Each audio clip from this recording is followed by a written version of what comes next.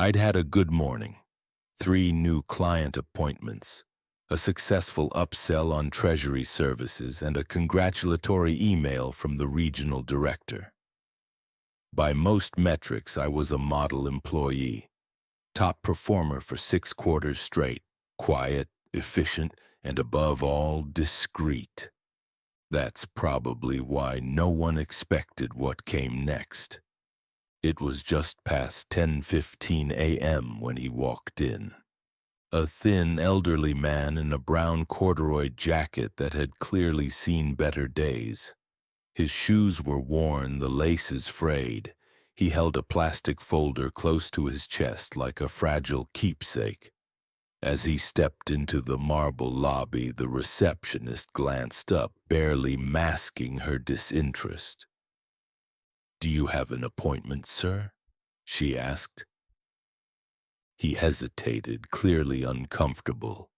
I was hoping someone could help me with my investment portfolio. I've been away a while.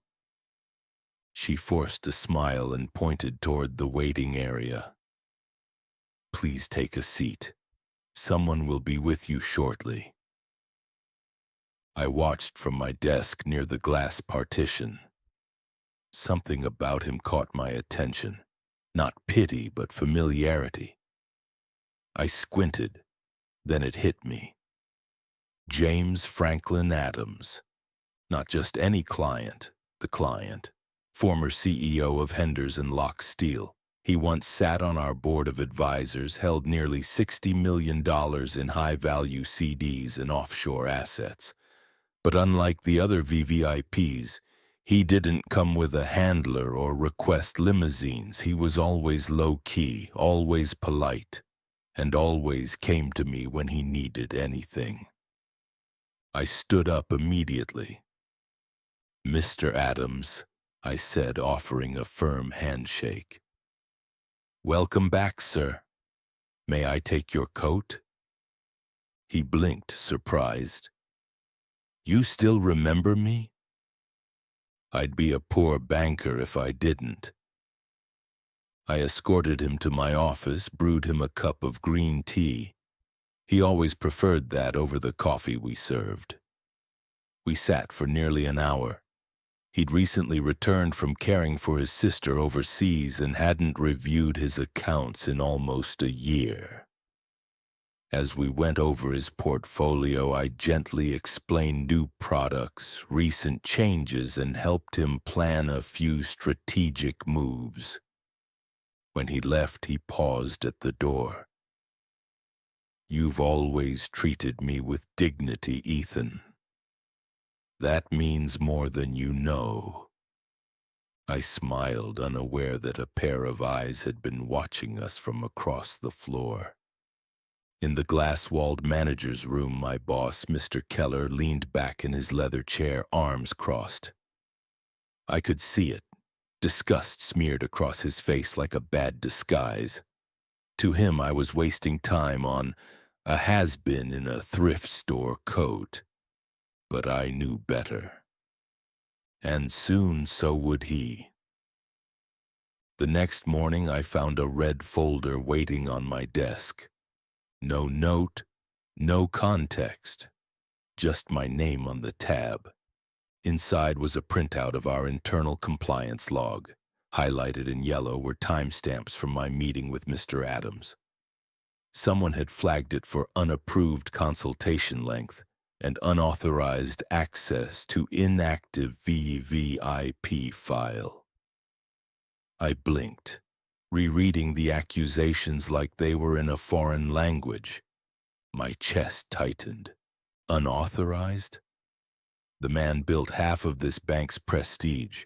His file wasn't inactive, then he was a legacy client returning from a documented leave abroad. It was protocol to assist him personally. I closed the folder and walked straight into Mr. Keller's office. He was already waiting for me, seated like a lawyer ready to cross-examine. His tie was perfect, his smile worse. "Ethan," he said in that nauseatingly casual tone. "You've been on my mind." Someone flagged my session with Mr. Adams. Yes, he nodded. I did. I stared at him. With all due respect, sir, he requested me directly. His portfolio is active and I followed standard procedure. He raised a hand. This isn't about Mr. Adams, he interrupted smoothly. This is about patterns. You've built, let's say, an empire of relationships. Clients call you directly. They ignore the team, bypass the system. That makes it hard to manage. I thought relationships were the point, I said, trying to keep my voice calm. They are, but not when you become bigger than the brand. And there it was, the truth buried beneath layers of HR language and procedural dressing. It wasn't about compliance. It was about control, about pride. Keller didn't like that clients remembered my name, not his, that I had handshakes, not handouts, that I listened while he delegated. He leaned forward now, elbows on the desk, voice lower. You need to learn to be part of a team again. Start by logging all your calls, shortening consultations to 15 minutes max, and no more off-record advisories. Understood? I didn't respond, not because I didn't hear him, but because I finally did. That week I was excluded from client briefings I used to lead. My calendar filled with administrative tasks, and my assistant was reassigned to departmental rotation.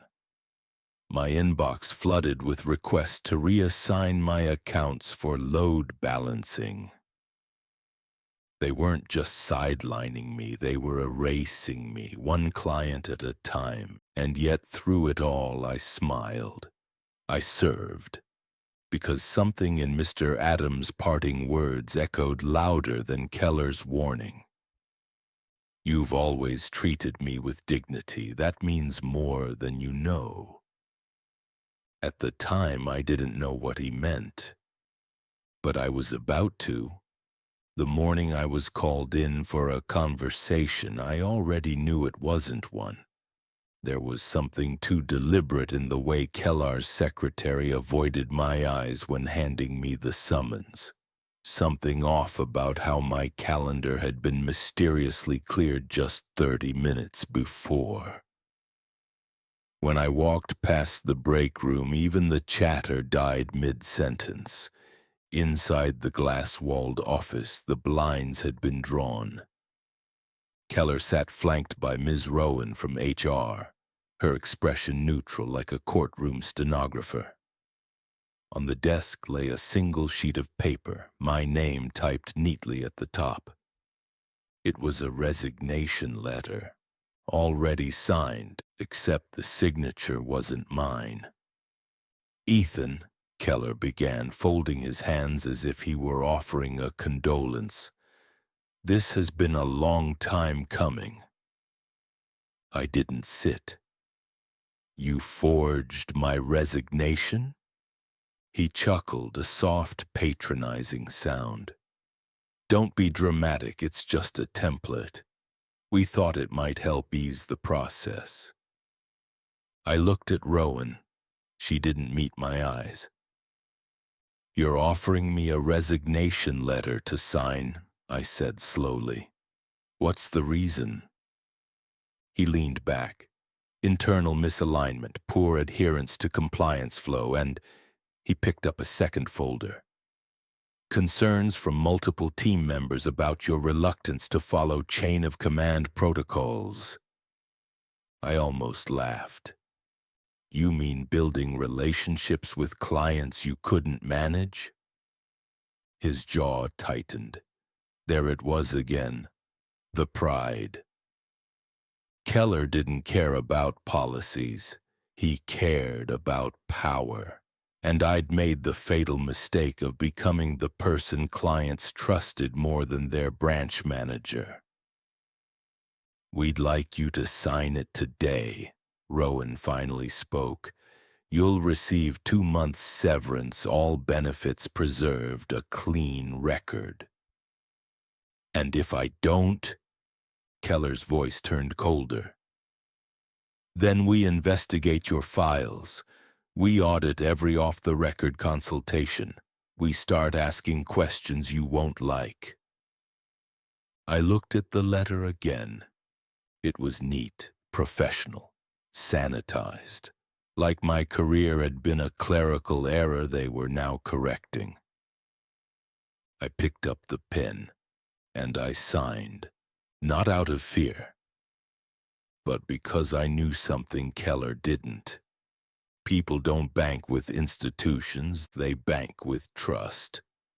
I left that day with nothing but a box of my belongings, a small cactus from my desk, and a silent goodbye from the security guard who had seen me arrive early every morning for the last 8 years. But even before I reached the parking lot, my phone buzzed. A familiar name flashed across the screen. James F. Adams. And that's when everything changed. 3 days after I left, Mr. Adams came back. I didn't know it then. I was at home, still waking up at 6:30 a.m. out of habit, sipping bitter black coffee like it was a ritual I hadn't earned. The silence was thick, no calendar reminders, no client calls, no task lists. Meanwhile, at the branch, the lobby was unusually quiet when Mr. Adams walked in. Same corduroy jacket, same plastic folder. Only this time he wore a different look, one of quiet expectation. He walked up to the reception desk. "I'd like to meet with Ethan Reed," he said, polite as always. The young receptionist blinked. "I'm sorry, sir. Mr. Reed no longer works here." Mr. Adams narrowed his eyes. "Excuse me?" The girl shifted uncomfortably. "He was let go last week. I can schedule you with one of our new advisors if you'd like." He didn't respond right away.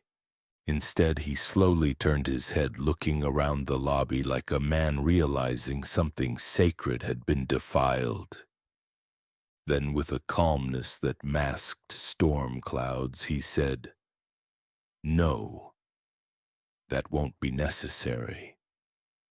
I didn't expect him to show up at my apartment, but there he was, standing in front of my door by mid-afternoon, a folded newspaper in one hand, and a look on his face like he was searching for something more than answers.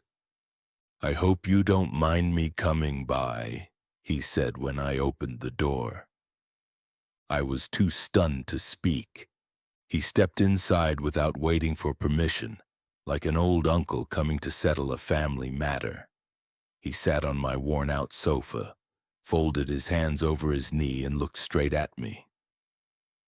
"What happened?" I told him everything. No embellishments, no bitterness, just the facts, the false accusations, the pressure to resign, and the silence that followed. He listened in full. Then he set the newspaper on my coffee table, folded open to the finance section. A small headline read, "Vanguard Private Bank names new board member James F. Adams."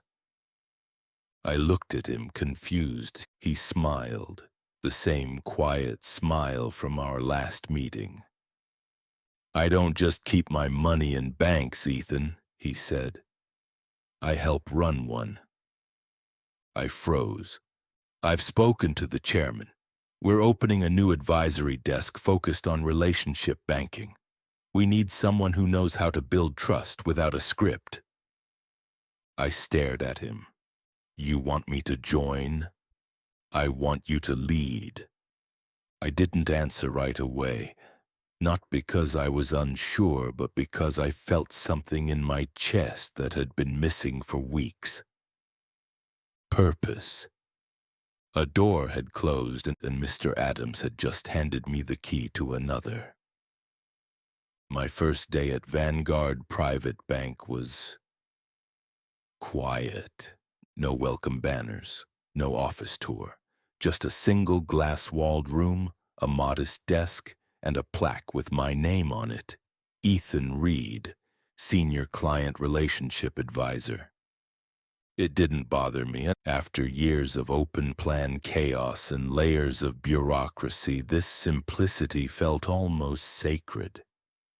I spent most of the morning setting up my workstation, reviewing internal systems and learning the culture, which thankfully wasn't built on vanity metrics or shallow sales scripts.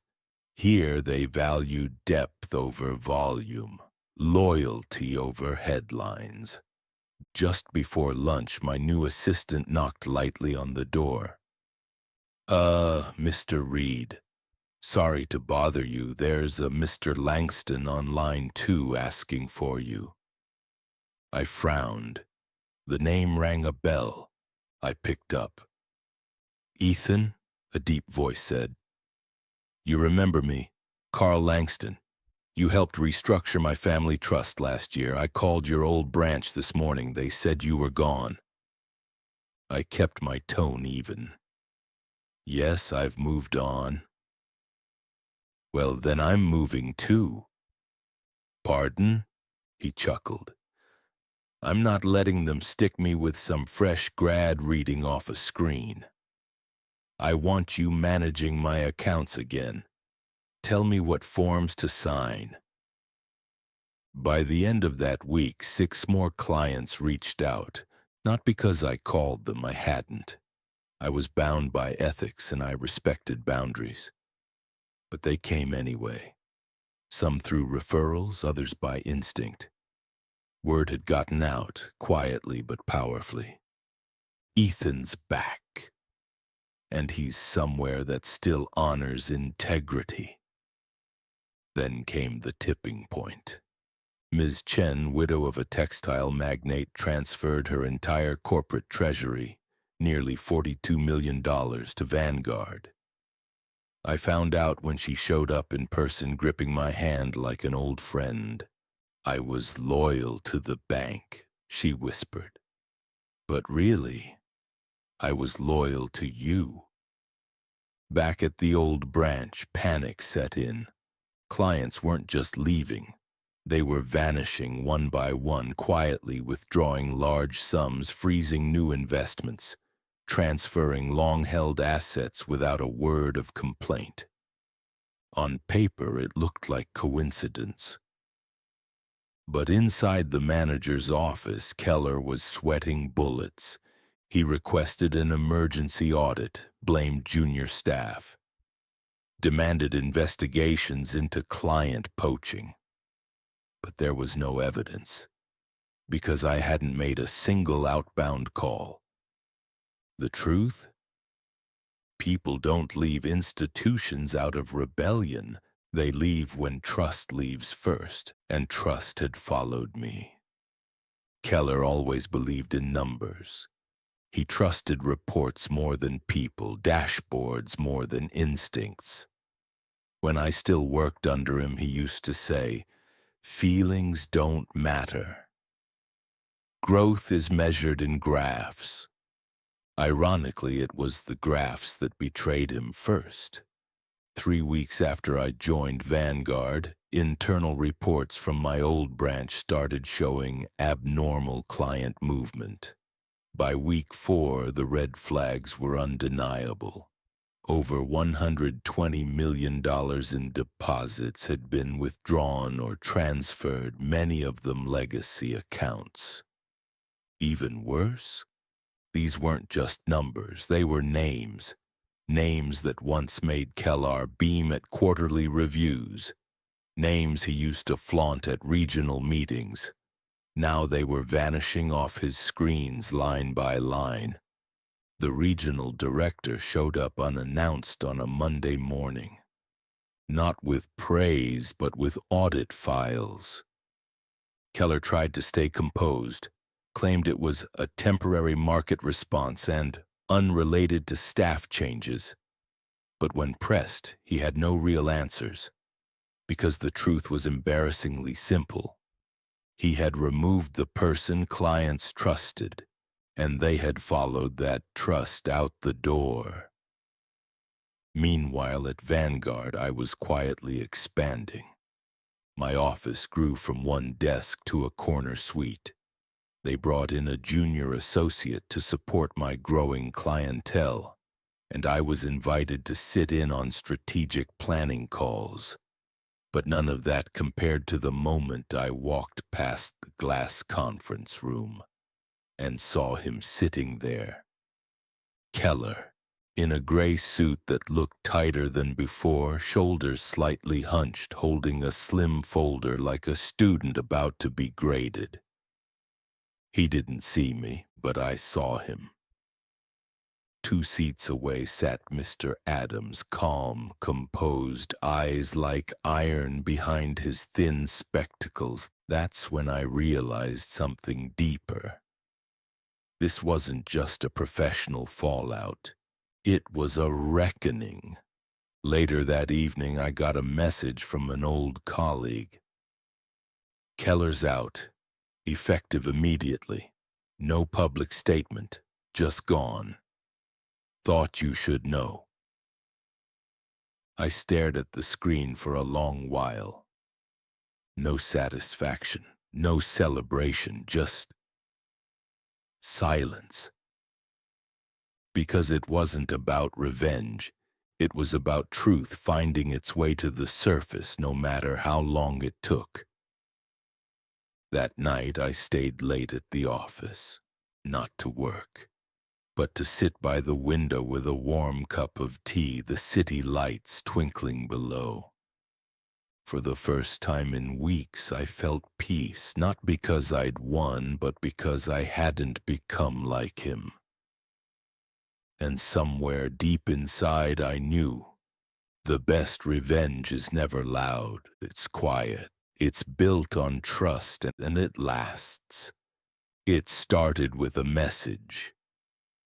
Ethan, I know I don't deserve your time, but could we talk? It was from Julia. She used to sit 2 desks across from mine back at the old branch. We weren't close, but she was sharp. One of the few who actually understood clients instead of just reading their balance sheets.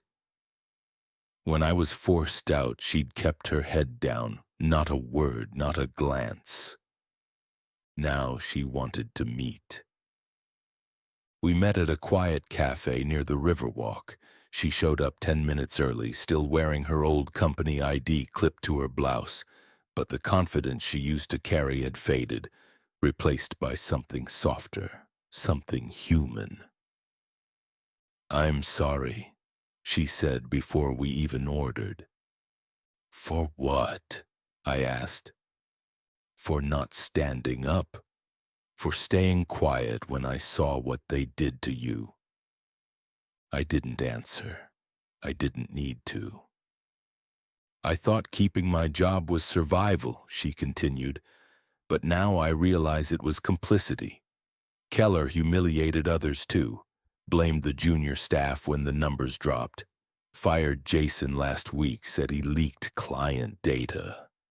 My stomach turned. Jason had been fresh out of training when I left, eager, honest, another casualty.